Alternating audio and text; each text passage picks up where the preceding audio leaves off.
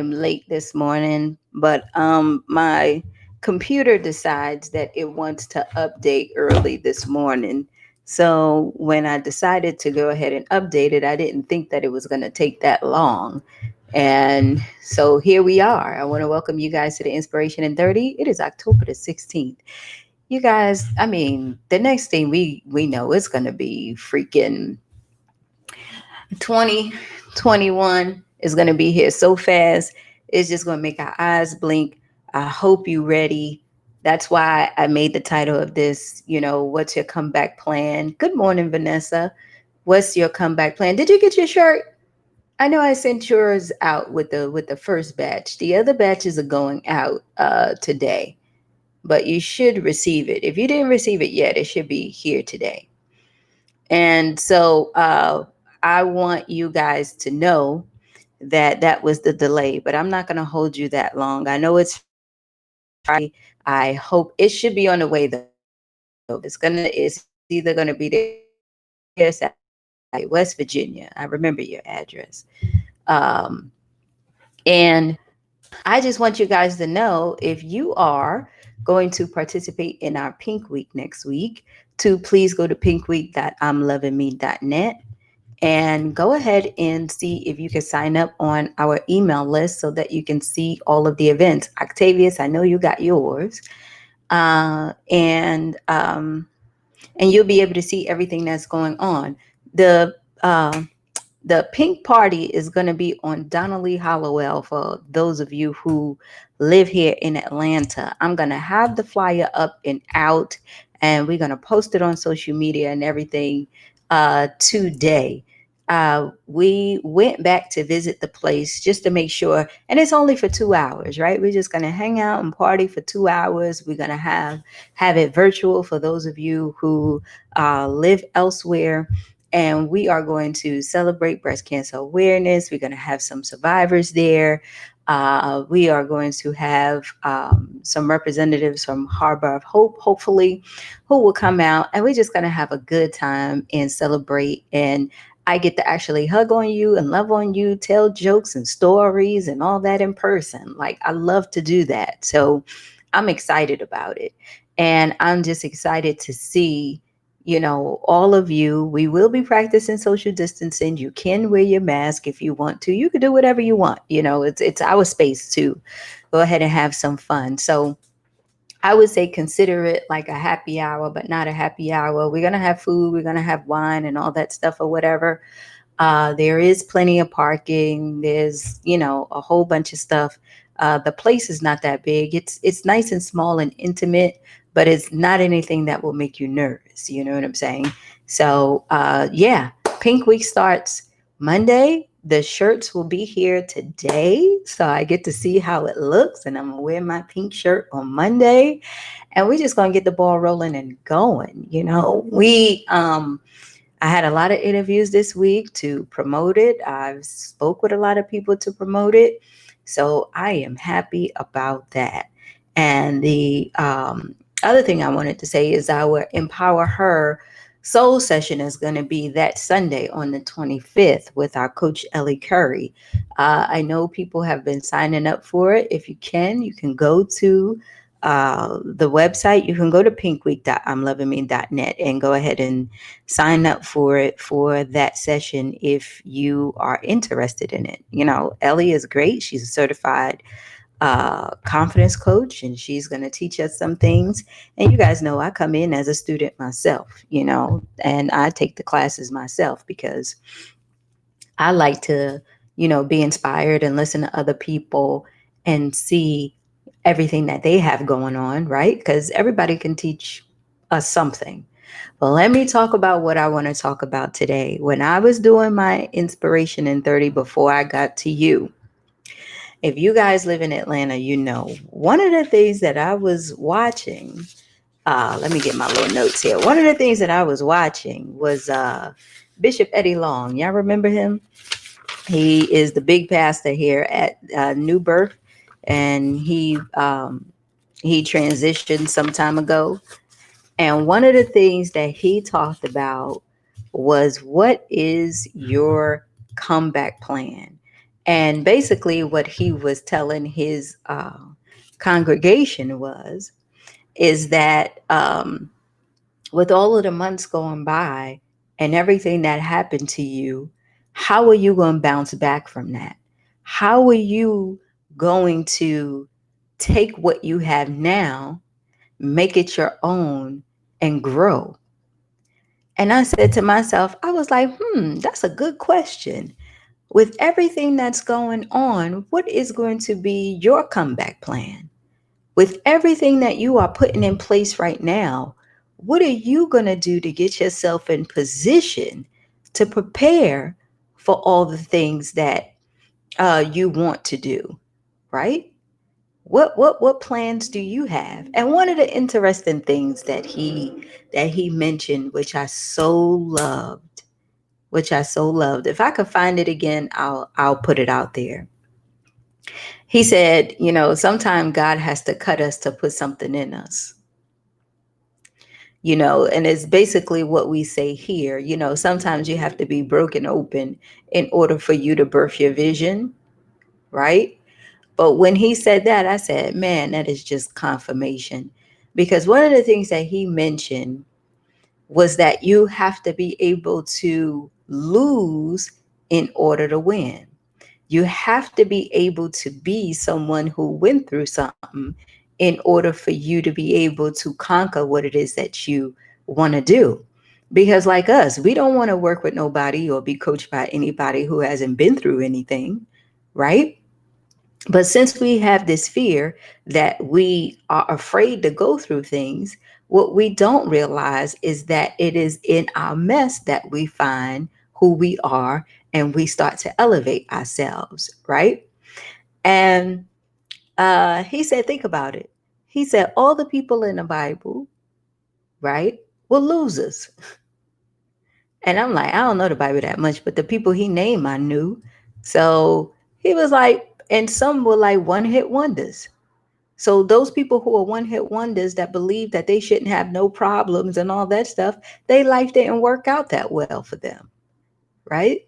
But those people who've been through the fire, been in the pit, and was really battle tested, are the ones who come out on top. And I said, okay, so how does that relate to us?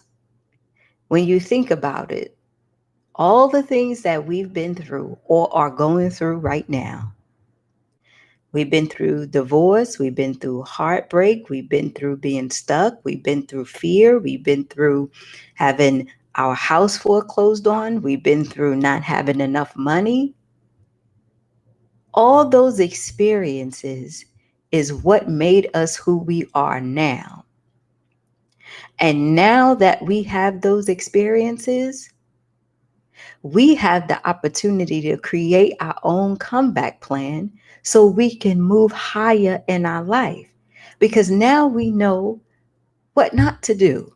Now we know how to get through things. Now we know what it's going to take to get ourselves to the next level. You get it? He made it so clear.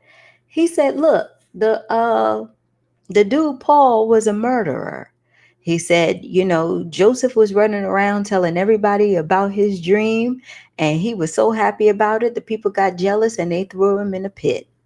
He said somebody else, what's the other dude's name? The one who had the heart for God. Um, David. He said, David was out there running around doing all that stuff. But he said, it's just so funny how God uses those people who've been through stuff to be everybody else's champion, right? How he take losers and raise them up to be everybody else's champions. So when you think about that, all the stuff that you've been through, right? All the things that you thought that were bad in your life and what you're trying to figure out and how you're going to get there and what things that you are trying to conquer, right? This is your opportunity right now to come up with your comeback plan. This is your opportunity to say, yes, I've been through hell. Yes, it's been bad. Yes, I don't know what to do. But now I have the opportunity to come back. Because you know why I have that opportunity? Because I've already been battle tested and been through the fire, right? Because what we know is that if a person never been through anything, they can't talk to you about what it means to have lost, divorce, or lose a child or anything like that, right? I tell you guys all the time. I could tell you a little bit about marriage, right? But I cannot speak to what it is about having children because I don't have them, right? I don't know what it means to be a mother. So I don't even attempt or try to speak on that. But I know what it means to be a kid, right? I know what it means to be a young adult, and so do you, right? I know what it means to be a person who is trying to get their lives together. I know what it means to be a person who's divorced. I know what it means to be a person who is trying to rebuild their life because that is me right now, right? So, April, when you say you're going through a divorce and trying to figure things out and put your comeback plan together, I can talk about that all day long, right? Because what I could tell you, April, right now is that I am that person right now. Okay. I have been that person for the last 3 years. I moved out the house, me and my husband had. I moved into this 1 bedroom apartment and I have been rebuilding my life ever since. And let me tell you something. And I tell you guys, I always talk about that job that I had that I knew that I wasn't supposed to be there, but I knew that I wasn't supposed to be there and I was supposed to do something else because it was little things. I went to the job. You know how you start a job and you go and you say, here's my thing for like direct deposit that you get from the bank and stuff. And they tell you to take it to your job. These people was like, oh, we can't afford that. We don't do that. And I'm like, okay, well, how am I supposed to get paid? Oh, you would get your check. I said, okay, fine. Y'all, when it was payday, the whoever she was the owner of the company, but also, I don't know, the money lady. And so she would uh do the checks, right? Lay the checks out on her desk in an envelope with your name on it. You had to open up the check, take it out, and put the envelope back because she ain't want to buy no more envelopes. So the envelope, the name that you had on your envelope was your envelope with your check. And that was just your envelope that you would have to have and keep. And I said to myself, I said, damn, I need to get my ass up. I need to get my ass up out of here real quick. Okay. Because I was saying to myself, like, no, no, I know this is not my life, but this is what it is right now. Right. And I would sit and I would dream and I would work every day. They used to get on me because I would have my computer here. I'm going to take a picture of you. I'm going to take a picture because I got some pictures of when I was at that place. I would have my work computer here and then I would have my personal laptop on the side. And anytime I had a break and anytime I had some time or when I was in my mood where I was being real bitchy, I would just go on my own laptop and I would do my own stuff. And the things that I was doing, April, is I was dreaming. I was trying to figure out what I wanted to do because when I walked away, I had no credit. When I walked away with my husband, the first thing I did was say, okay, I need my credit report. When I looked at the credit report, because I had to get an apartment, right? Because we always had a house. Man, that joint was blank. And I'm like, why is my credit report blank? Where the student loan people be calling me every month. You know what I'm saying? Like, why my credit report is blank? And so they say, oh, you don't have any credit or anything like that. So I come to the apartment place, right? And I give them my application. They say, oh, you got a copy of your credit report. I give them the credit report. They was like, it's nothing on it. I said, I know. I don't know what to do. So they said, Oh, well, you have to pay more money because you don't have, obviously, having nothing is bad, right? And so I said, okay. So then I had to get a car, right? Because I had my DUI. I crashed my car. My car was gone. So I was renting cars at the time, but I had to go get a car. And that was such a hard thing for me because I was so used to him doing everything, right? So he actually helped out where he went to South Carolina. He found my little car that I have right now, the Ford. What is that thing called? The little small one, Fiesta. The little small Ford Fiesta. I paid $7,000 for the car, right? And then that was it. So I had a place and I had a car. When you are building your comeback plan, you have to know that you're going to have to start out at humble beginnings, but your dreams don't die. You get it? Your dreams don't die, but you got to start at humble beginnings. You got to know that when you are pulling those pieces back together, that you have been so broken open, it allows you to sit for a second to birth a new vision and a new purpose for your life. Okay? And so, April, I don't want you to get, I don't know if you got kids involved, but I don't want you to get discouraged because it can happen, right? I move into this place, and the next thing I'm telling myself is I got to get out of that damn job.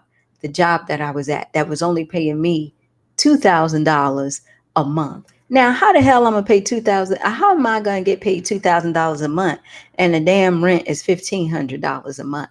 How in the world am I gonna do the light and the gas and all that stuff and still go, right? So I'm saying to myself, like, Gloria, you gotta go ahead and figure out what you want to do. What is the best thing that you can do? Well, I've always been a business owner. I've always been in IT, right? So I had to go and lean on my degree. That's why it's important for you to have a skill, and it is important for you to always, always, always, always stay on top of something. Stay aware of what's going on in life. Stay aware of what the trends are and everything. That's one of the reasons why in the Leap Elite, I'm putting those classes and things that are related to business and certifications, because I promise you, with everything I know, ladies, that is the way we're going. You're not going to be able to say, I have a degree, and they're going to believe you. You're going to have some certifications and things in order for you to get yourself to the next step. Okay? And that's why we're going to be providing that, because I don't want you to have no excuse as to why you can't have a comeback plan for you in your life. Okay? Okay? So I had to lean on my degree. I leaned on my degree. I was calling my network. Hey, does anybody need a contractor for IT? All this stuff. I still had my one client that I had for 10 years, right? And that was pulling in a little extra.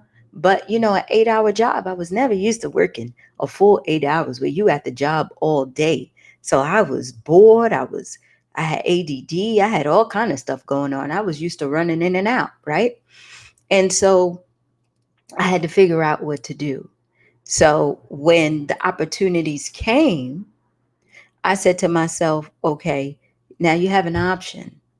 And this is where the rubber will meet the road, and you have to make a decision, because I had to make a decision to bet on myself or stay comfortable, even though I wasn't. Does that make sense? Even though I wasn't. $2,000 wasn't going to help me with nothing. But at the same time, y'all, it was something that I knew that was there. You get it?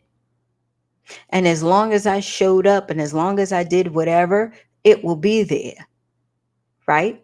Or I can go ahead and bet on myself, and I can go ahead and figure out what I'm going to do for me, and I can make it work. And I told you, I talked to my friend Larry. He had MS. He passed maybe almost 2 years ago now. And he told me, he said, Chloe, you are better than this. You need to step out there. You need to do what it is that you want to do. And I had that fear because of I heard what my husband at that time told me when we were packing up. He said, I really didn't want to leave right away because I didn't know how you was going to take care of yourself because everything had went down as far as my other business and everything, right? And I had that in my head for a second where I was like, damn, Chloe, if you go ahead and bank on yourself and it doesn't work out, then what you gonna do, right? But check this out. I said to myself, well, Gloria, think about it. What do you have to lose? What is it that you have to lose? You are smart enough to know that you deserve better. And at this moment, you are not happy. So are you going to stay stuck in this rut, or are you going to make a decision to bet on yourself and see how it works out? If it doesn't work out right, the one thing that you do know is that you can go get a job. You can find a job somewhere. It might not be the job you want, but you'll be able to find something, right? And so, April, I took that chance. Let me read what you said. I was a housewife with 2 kids and he never wanted me to work and wanted me to solely depend on him. Oh, that's typical. I'm glad I got my degrees in my own car because he was basically forced me out the house. That's okay. And it is barely being a financial help. That's okay. That's okay. That is a good example, April, of what it means to be broken open, right? Because you're going through that process right now. But what you can do is lean on what you have. Lean on what you have right now. Okay? Whatever cards that you are dealt right now, find a way to play your hand the best way you can. If you got a car and you got some degrees and you just looking for a place, if the credit is okay or not in good shape or whatever it is, at this point in time in your life, you got to do what you got to do to get you to a certain point. Does that make sense? And you other ladies can chime in and give her some advice if you have it. But you have to be able to do what you can up into a certain point. Get the foundation built, right? That's the uncomfortable part, right? Is getting that foundation built because we don't like it. We don't like transition. We don't want to move out of our house. We don't want to move into that small apartment with our kids. We don't want to do that. But that's what it takes for you, April, to discover who you are outside of that person. You are being tested right now to figure out who you are. You too, Heather. You are being tested to see all of that grit and everything that God has placed in you has to come to fruition. Because again, if you saw the interview with Hillary, she said, I wasn't listening. I wasn't listening to what God was telling me. I wasn't listening to the stuff that was roaring in me on the inside. But now I have to listen because there's no turning back, because I'm forced to. Now I'm forced to. And we all know that's called rock bottom, where you have no choice. So now that you have no choice but to stand on your own 2 feet, don't let yourself down. Don't let God down. And don't feel like you are alone, because you are not. You are not alone, honey. Yes, it's stressful. Yes, it's a lot of crying. Yes, it's a lot of moving around and stuff to do and separating and doing all that stuff. But what I can promise you And what I know and what you can see in my life as I stand before you right now, that you can come back from it. You can get yourself in a stable situation where you and your kids will be in an environment where you are safe, you are happy, you are peaceful, and you can start to work your plan and figure out what God has really placed in you. You can do it, honey. But you got to stand on your own legs now. Heather, you got to stand on your own legs. See, the legs you were standing on was somebody else's, right? And they started wobbling and wiggling and everything, and you fell. And they chose not to pick you back up. So now you got to figure out what it means to stand on your own. That's why I said you got to have a comeback plan. You get it? You get it? You got to be able to stand on your own. And the way you do that is you look at the cards you were dealt. You play that hand the best way you can. And then you start to build from there. I don't want to be in a 1-bedroom apartment with 2 dogs. I would love to be back in my big 4 or 5-bedroom house. How many beds we had? 1, 2, 3, 4. I would love to be in my 4-bedroom house, my little half basement, beautiful kitchen, big living room, big dining room, all the wonderful things that we had. I would love to be in there, right? But that wasn't the plan that God had for me. That wasn't what was in me. But it taught me so much. It taught me so much, y'all. It taught me how to deal with heartbreak, how to deal with loss. It taught me how to deal with anger. It taught me how to deal with deception. It taught me how to make a decision to love. Because love is a decision, it is not a feeling.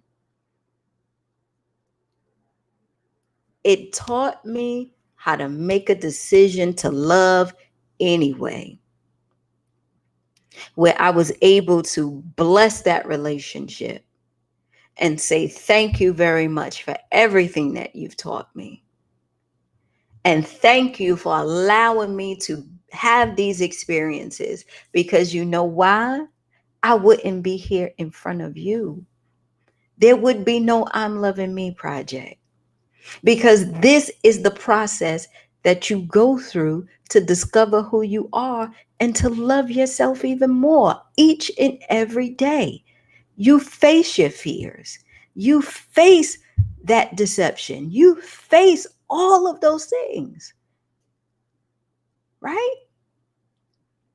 That's the point of this. And you don't beat yourself up when you fail. You don't beat yourself up when you make decisions that are not so good at the time. Don't beat yourself up for that, because you're always going to be going back and forth, right? So if you still love the person and you're going back and forth and you don't know what's going to happen, and you're battling if you should take the step, and or you want to stay determined because you know that this stuff is yours and you're going to take it, and you don't beat yourself up over that. You're hurt, you're upset, and you have to make a drastic change, and you got to make it quickly. Of course, feelings are going to get involved, right? Of course, you're going to be angry. But what I want you to keep in mind is that while you're feeling those feelings, you got a plan, honey. You got a plan. You plan up to the point of how much you know, what you can comprehend, how car, kids, school, making sure they have everything they need. Boom. That's the first part. Second part, job, making enough money, brushing up on my skills, making sure that I'm taking care of me. Boom. Second plan, right? Third plan, gifts, talents, what I really want to do with my life, how I'm going to go ahead and reach the goals that I want. And that's how you work it. And the other thing that I would tell you guys, and then I got to go, is that I don't want you to think that things is going to happen overnight, because they don't. You know that. They don't. Your feelings is not going to change overnight. This conversation we having is only going to get you through a day or two. And then when you face with something, remember we talked about that, maybe all hell will break loose and all that shit probably go out the window. Don't beat yourself up about that either. Right? What I want you to understand is that when you're walking through the fire, always know God is there. Always know and believe that you will get through it. Always know and understand, and never give up, because you're in it, because you are birthing something that God has put in you, and He's forcing you now. He's forcing you now. He's forcing you out of that situation so you could become who you are. Because you ignored the pebbles, you ignored the bricks, and now the boulder hits you, right? And deep down inside, you know that. But that's okay, because we're crying now, but we're going to laugh later, right? We hurt right now, but we're going to laugh later, because love will come again, honey. It's always there. Love is always there. Money is always there. Things and things that you think you need is always there. That never changes. Good people, bad people is always around you. But what I want you to know is that you do have support. You do have uh, you do have us here for you if you need advice or anything like that. But also know when you're putting together your comeback plan, man, that being uncomfortable is just exposing who you are. And we talked about that in the Inspiration in 30, right? It's just exposing who you are. It's exposing your fears. It's exposing how much love you have. It's exposing how much patience you have. It's exposing who you are. So be aware of how you react and what you react to, and how you get all flustered or frustrated at things. And you say, oh man, I need to clean this up. Like I really need to get myself together. Because remember, especially if you have kids, they're watching you. They're not listening to what you're saying. They're watching what you do. Because that's what us kids do, right? And one of the things that you want to do is you want to make sure that you are your best self. So it doesn't matter how much time you might need to yourself, go ahead and take it, because they are looking at you as to how they can solve their issues when they are put in a fire. You get it? That doesn't mean that you have to wear a mask and not be vulnerable. That's what I'm not saying. I'm not saying that. I'm not saying that you have to keep it all together for them, because they can see right through that. What I'm saying is,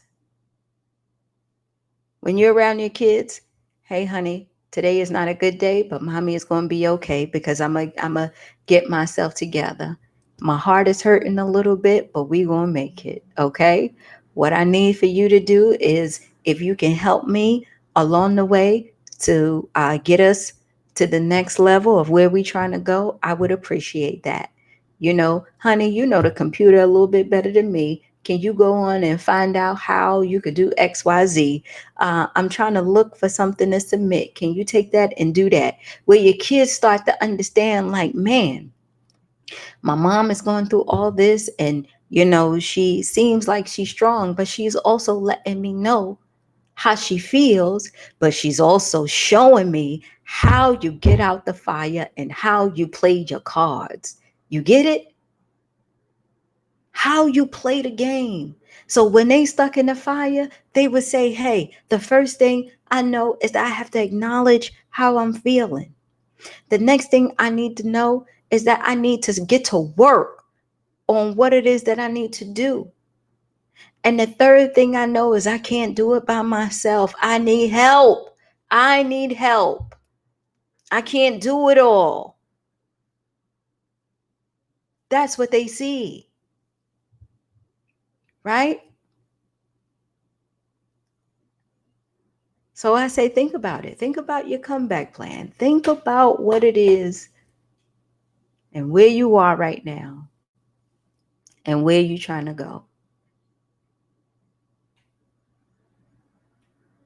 That Empower Her Soul session, if you need it, come. We can talk about all of this. That's what it's for, to give you that space so you can talk about it and we can come up with something. That's why it's there, y'all. In order for us to get to the next level, we have to be able to expose ourselves and start to build. And I'm so happy and I'm so grateful for you guys' transparency. If any of you guys can offer some help to these ladies who have children, who've been through it, I would greatly appreciate it. And I know that everything is going to be okay. I know it because I'm living it. I know it because I'm living it every day. In this 1-bedroom apartment with my Ford Fiesta with no uh with no driver's side mirror. And I be trucking that damn thing up and down the highway, going to work, doing all kind of stuff. Right? And I don't give a damn, because you know why? I've been broken open. I found what God has been trying to tell me all these years. I have found my vision. And that is to create and to empower you to live your highest and truest self. But he had to break me open to know and to understand how to get there and be a living example of it. Right? To show you that I'm just like you. I'm not being somebody who is up there and they're here and I'm here and you're here. No, I am just like you. Building, dreaming, and working.